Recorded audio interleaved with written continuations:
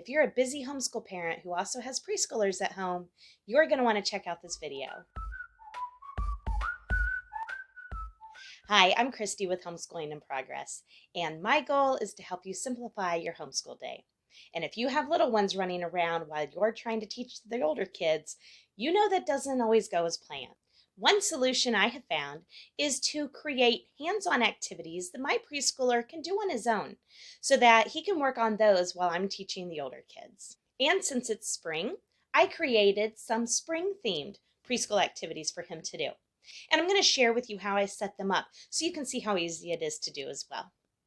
Now, I like to store the activities that he can do on a shelf. And so this little shelf behind me with the globe on it has all of the activities that he is welcome to work on anytime that he wants. They're all things that he knows how to do and that he can do on his own. And so as I'm working with the older kids, he can pull them out and work on them throughout the day.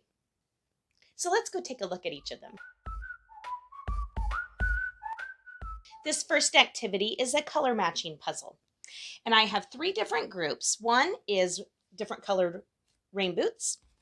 Then I have girls in spring clothing. And finally, some umbrellas. And these are in 11 different colors, and the kids just match the colors. So they find a yellow rain boot, and then they will look through the kids until they find the girl with the yellow clothing, and then they'll also find the yellow umbrella as well. And then they will match them all together. If I can find the yellow umbrella. They will match them all together, and there we go. And have this completed puzzle. Now, if your kids are really young, you may just pull a couple of colors, maybe just the main colors of the rainbow or some specific colors you've been working on. If your child is older, he's going to be moving up into kindergarten soon.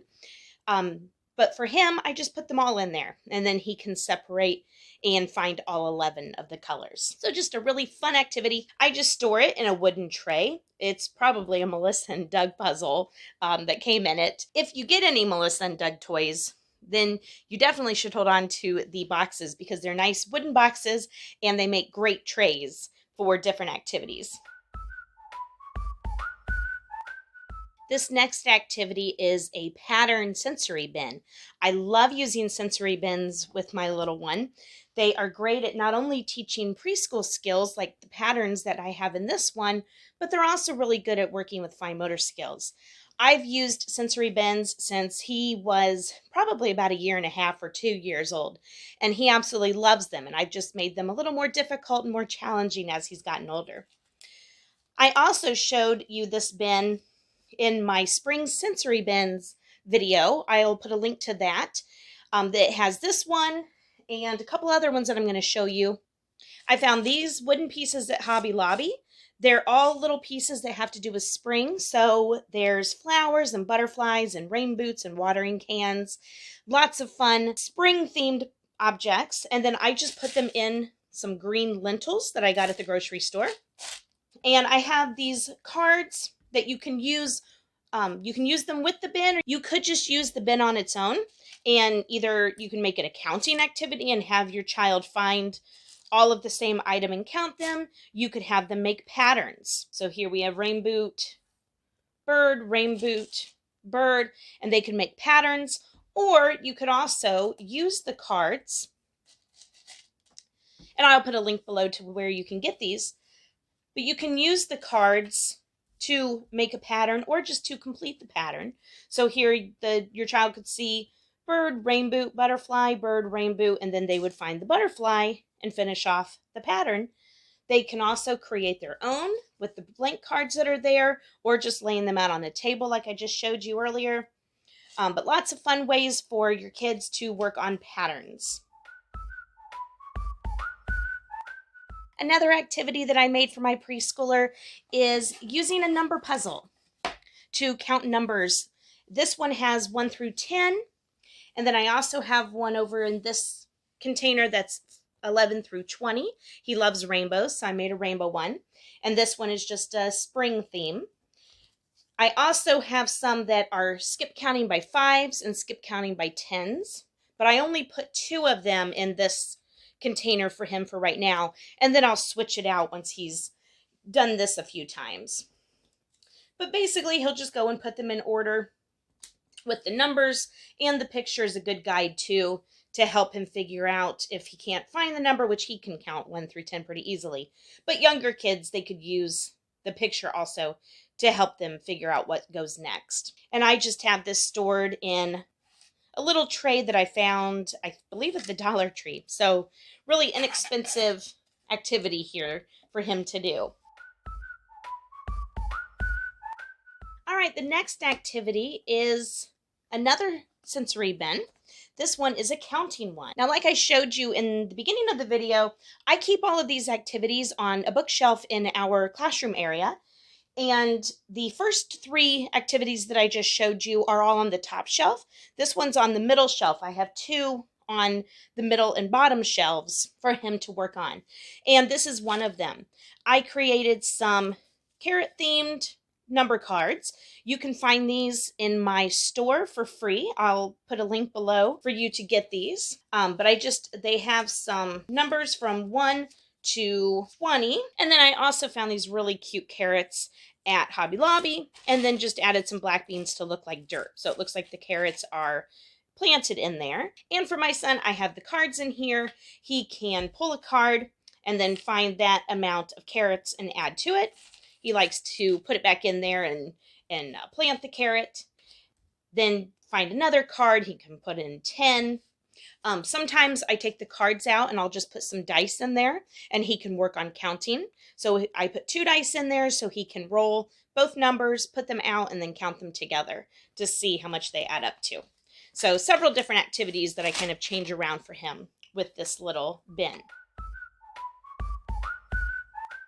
This next activity that I have is using Play-Doh to form numbers and to show how many. And I have these little Play-Doh mats from numbers 1 through 10. And they just have a simple leaf on them and a little ladybug on the bottom that shows how many. So this one has 1.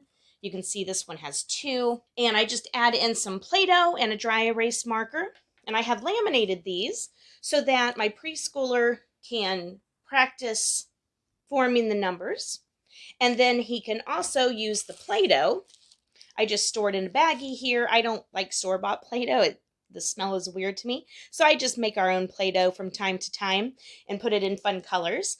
I did red for this one so that it would look like a ladybug. They can take a little bit of Play-Doh, roll it into a ball, and then put it on the leaf to represent how many ladybugs. And instead of using a dry erase marker, they could roll the Play-Doh into a little snake and form the numbers instead.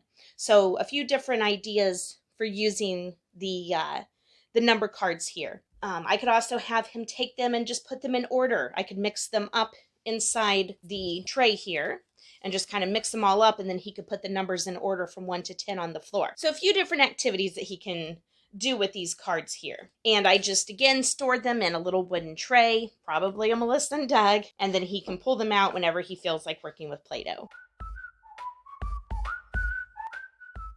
This next activity is on beginning sounds. This is something my preschooler has been working on this year. And I just created cards that had the lowercase and uppercase letters together for each letter of the alphabet, and then on some bird nests, and then some little bird eggs that had objects on the picture that began with the different sounds. Now, if your child is really young, you might just want to pull several letters, like maybe 5 for really little ones, or half of the alphabet.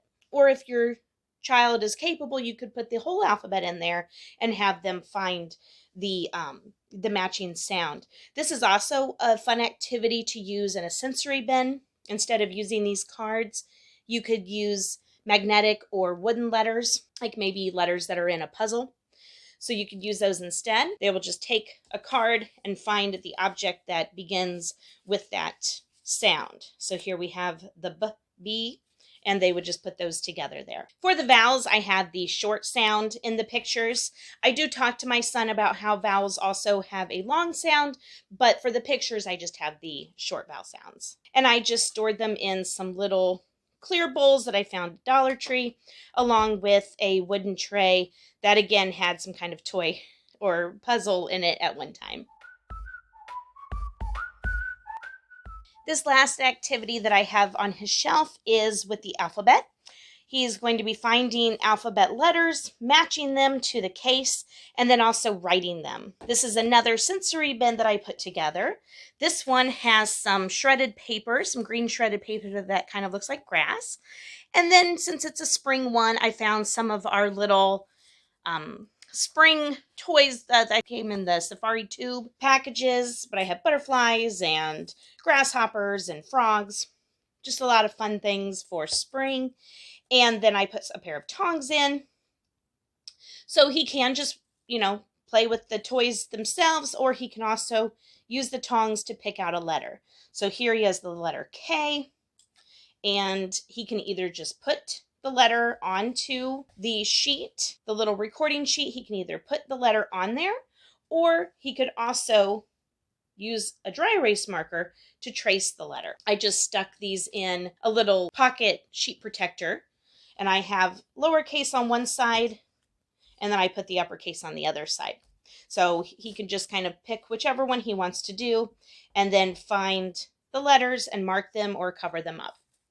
Just some way of matching them. So here you can see all of the activities on the shelf.